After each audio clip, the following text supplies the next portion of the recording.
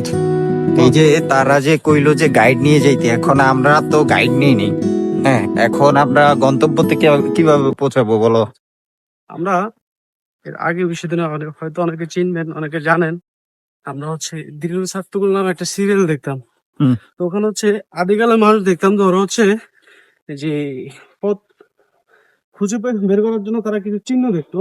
হুম। ওই চিহ্নগুলোর মধ্যে বেশ কিছু ছিল হচ্ছে পায়ের ছাপ, হুম। ঘোড়ার খুরের দাগ, হুম। তারপরে হচ্ছে মানুষজন যে কেউ যদি আহত থাকে হুম। তাদের হচ্ছে ব্লাড বের হয় পথে পথে পরে, ওইটা দেখে হচ্ছে তারা নিশানা বের করতো। হ্যাঁ। আমরাও এখন ওইটা ট্রাই করার চেষ্টা করতেছি, দেখি বাকিটা আমরা। এই আপনারা যদি দেখেন এই দিক দিয়া মোটামুটি মানুষজন তো নাই নাই, তেমন কি হচ্ছে গিয়ে একটু হরর হরর একটা ব্যাপার আছে, কোনো সাউন্ড নাই। তো যাই হোক, আমরা সুন্দরভাবে ট্রেকিং করব, যদিও আমরা ছোটবেলা থেকে অ্যাডভেঞ্চার করে অভ্যস্ত। ওহো, আল্লাহর সৃষ্টি কত বেশি সুন্দর। আমরা 5 কিলোমিটারের মতো হচ্ছে হাইকিং করে এখন আমরা এত সুন্দর একটা জায়গাতে আসছি। সামনে আরো ভালো ভালো জায়গা আছে।